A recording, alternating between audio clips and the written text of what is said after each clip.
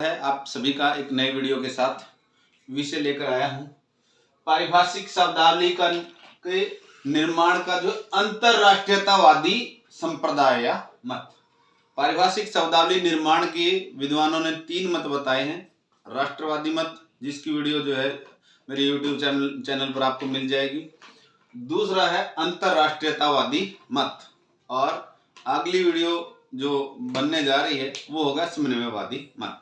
अभी बात करते हैं अंतरराष्ट्रीयवादी मत या संप्रदाय। सबसे पहले तो हमें ये जानने की आवश्यकता है कि इस मत के समर्थक कौन कौन से विद्वान हैं। इस मत के समर्थक विद्वान हैं चक्रवर्ती राजगोपालाचार्य व गंगा प्रसाद मुखर्जी।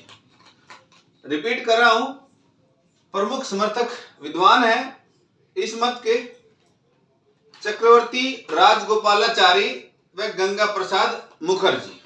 आइए बातचीत करते हैं कि अंतरराष्ट्रीयतावादी मत के समर्थन में या उसके पक्ष में विचार क्या क्या है। सबसे पहले अंतरराष्ट्रीयवादी या अंतरराष्ट्रीय पारिभाषिक शब्दावली को स्वीकार करने से धन व समय दोनों की बचत होती है। इनका मानना है कि अंतरराष्ट्रीय शब्दावली जो है बनी बनाई खिचड़ी की तरह है। जो शब्द जहां पे जो नए शोध हुए हैं, नए जो है तकनीक, नया ज्ञान हुआ है, अगर वहां वहीं के शब्द, उसी भाषा के शब्द या अंतरराष्ट्रीय शब्दों को स्वीकार कर लेंगे तो नए शब्दों के निर्माण में जो हमारा धन और समय जो है जो खर्च होता है उसकी बचत होगी। उसके बाद अगला जो मत है, इस मत के पक्ष में अगला जो विचार है वो विचार ये कहता है कि विज्ञान के क्षेत्र में एक जैसी शब्दावली से नए शोधों को बल मिलेगा कि पारिभाषिक शब्दावली में अगर हम अंतरराष्ट्रीय शब्दावली को इस्तेमाल करेंगे, विशेषकर विज्ञान, तकनीक या विभिन्न शास्त्रों के क्षेत्र में, तो जो नई शब्दावली या अंतरराष्ट्रीय शब्दावली से उसका लाभ क्या होगा कि हमें नए शोध, नई तकनीक, नए ज्ञान पर जो है उस पर बल मिलेगा। लोग नए शोध की तरफ, नई तकनीक की तरफ आसानी से जा पाएंगे। उसके बाद इस मत के पक्ष में जो विचार है अगला, नवोदित शोधकर्ताओं और वैज्ञानिकों के लिए सरल होगा। जो नए शोधार्थी हैं और जो नए वैज्ञानिक हैं, क्योंकि अंतरराष्ट्रीय स्तर पर वैश्वीकरण के युग में एक देश से दूसरे देश के शोधार्थी या विद्यार्थी इधर से उधर जा रहे हैं, तो उनके लिए जो नए शोध करेंगे और जो विज्ञान की नई तकनीक होंगी तो अंतरराष्ट्रीय शब्दावली से आसानी से समझी जा सकती है। इसके बाद इस मत के पक्ष में अगला विचार है कि जनसाधारण के हृदय में रचे बसे शब्द जो के त्यों रहेंगे। जो शब्द जनसाधारण में के हृदय में, मन में रच बस गए हैं, उन शब्दों को हटाने की जरूरत नहीं होगी, क्योंकि जो स्वीकार्य हैं, लोगों ने स्वीकार कर लिए, अपना लिए वो शब्द, वो वैसे के वैसे रहेंगे। उसके बाद इस मत के पक्ष में अगला विचार है कि अंतरराष्ट्रीय शब्दावली से जुड़ने से ज्ञान, तकनीक, विज्ञान को समझने में आसानी होगी, क्योंकि हम व्यर्थ में शब्दों का निर्माण करें, उसके ऊपर मेहनत करें, इससे अच्छा है कि उस तकनीक को, उस ज्ञान को, उस विज्ञान को समझने में ही अपना सामर्थ्य लगाएं तो आसानी रहेगी। उसके बाद है 1946 में एक केंद्रीय सलाहकार समिति बनी थी। उसने भी ऐसा ही विचार दिया था कि अंतरराष्ट्रीय शब्दावली को जैसे का तैसा या जो का त्यों स्वीकार कर लेना चाहिए, वो हमारे लिए अच्छा होगा।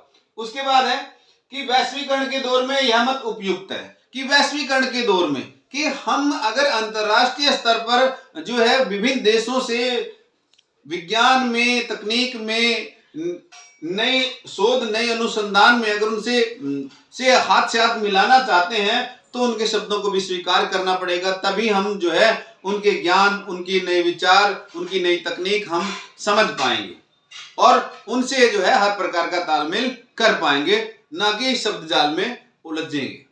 अब जो है इस मत के यानी अंतरराष्ट्रीयतावादी मत के विपक्ष में क्या विचार दिए हैं, तो उन विद्वानों के विचार भी जानते हैं कि इसके विपक्ष में क्या क्या कहा गया है। सबसे पहले अंतरराष्ट्रीय पारिभाषिक शब्दावली सभी देशों से मिलकर निर्मित नहीं है, यानी कि सभी देशों ने इसका निर्माण नहीं किया है, सभी देश इस बात पर सहमत नहीं है। जिसने जो शोध किया, जिसने नई तकनीक जो है नई तकनीक जिस देश में आई उसी देश ने वो शब्द बनाए हैं। सभी देश इस पर मिलकर काम नहीं कर रहे हैं। इसके बाद अगली बात है कि यह शब्दावली कुछ देशों में है, कुछ देशों तक सीमित है अंतरराष्ट्रीय शब्दावली, विशेषकर अंतरराष्ट्रीय शब्दावली में अंग्रेजी के शब्द हैं, यानी कि कुछ देशों तक सीमित है, जबकि दुनिया के बड़े ताकतवर जो देश हैं रूस, चीन, जापान में इस शब्दावली से जो है सहमत नहीं। वो अपनी जो है मातृभाषा रूस में रूसी, चीन में चीनी और जापान में जापानी भाषा में ही शोध और तकनीक को बढ़ावा दे रहे हैं। और ये लोग तकनीकी और विज्ञान के क्षेत्र में दुनिया में अग्रिम देश भी हैं। इसके बाद है इस मत के विपक्ष में विचार कि इस शब्दावली को जो का त्यों स्वीकार करना किसी भी भाषा के लिए उचित नहीं है, क्योंकि जो भी संसार की भाषाएं हैं वो वहां के लोगों की जो है पहचान है, उनका अस्तित्व उनके साथ जुड़ा हुआ है, उनकी भावनाएं उनके साथ जुड़ी हुई हैं। इसलिए अंतरराष्ट्रीय शब्दावली को अगर स्वीकार किया जाएगा तो उनकी हर प्रकार की भावनाएं जो है नष्ट हो जाएंगी और उनकी भाषाओं का अस्तित्व भी नष्ट हो जाएगा। उसके बाद इस मत के विपक्ष में विचार है कि संसार की प्रत्येक भाषा में नए शब्द निर्माण करने का सामर्थ्य है, ऐसे में अंतरराष्ट्रीय शब्दावली का औचित्य नहीं। कि ये पॉइंट ये कह रहा है कि संसार की हर एक भाषा, चाहे वो अरबी हो, चाहे फारसी हो, जर्मन हो, पुर्तगाली हो, स्पेनिश हो, सभी या कोरियन हो, जापानी हो, चीनी हो, तो सभी में जो है पारिभाषिक शब्दों का निर्माण किया जा सकता है। उनमें वो सामर्थ्य है कि नए शब्द, नए तकनीकी ज्ञान, नए शोध के लिए जो है हर प्रकार के वो शब्द जो है निर्मित कर सकती है। ऐसे में अंतरराष्ट्रीय शब्दावली या इस मत का कोई महत्व नहीं रह पाता है। उसके बाद है सभी भाषाओं की ध्वनियां एक जैसी नहीं है। भाषा वैज्ञानिकों का यह भी मानना है कि संसार की जितनी भी भाषाएं हैं उनकी ध्वनियां एक जैसी नहीं है, उनको उच्चारित करने का तरीका अलग अलग है। और दूसरा, मनुष्य के जो वाग यंत्र होते हैं उनके ऊपर जो है जो भी वातावरण का जो प्रभाव पड़ता है, खान पान का, रहन सहन का, वो भी अलग अलग है। इसलिए सभी भाषाओं की ध्वनि एक नहीं है, तो उनके उच्चारण करने में जो है आसानी नहीं होगी। इसलिए अंतरराष्ट्रीय शब्दावली वाले मत को स्वीकार करना भी न्याय संगत यहाँ पर नहीं दिखाई पड़ता। उसके बाद है इसको स्वीकार करने के से हिंदी व भारतीय भाषाओं के अस्तित्व खतरे में पड़ जाएगा। अगर अंतरराष्ट्रीय शब्दावली को स्वीकार करते हैं तो हिंदी का अस्तित्व भी धीरे धीरे समाप्त हो सकता है और अन्य जो भारतीय भाषाएं हैं उनका अस्तित्व भी धीरे धीरे खतरे में पड़ जाएगा, क्योंकि जो अंतरराष्ट्रीय शब्दावली होगी वो जो है जनमानस पर की हृदय में रच बस जाएगी और हिंदी और भारतीय अन्य भाषाओं के शब्द जो है धीरे धीरे पुराने पड़ते जाएंगे और जैसे जैसे शब्द पुराने होते जाएंगे लोग जो है अपने हृदय से, अपने मन से उनको निकालते जाएंगे। इससे जो है हिंदी और अन्य भारतीय भाषाओं का अस्तित्व खतरे में पड़ जाएगा। आइए इनके पक्ष और विपक्ष के विचार जानने के बाद जो है निष्कर्ष क्या निकलता है, समाधान क्या निकलता है, जानते हैं। अंतरराष्ट्रीयवादी जो मत है उसकी पूर्णता अनदेखी नहीं की जा सकती। अब जो है बिल्कुल इससे जो है मुंह नहीं मोड़ सकते, क्योंकि पूरी दुनिया में ज्ञान, तकनीक, शोध हो रहे हैं और उनका लाभ हर इंसान के लिए होता है, सबके लिए है।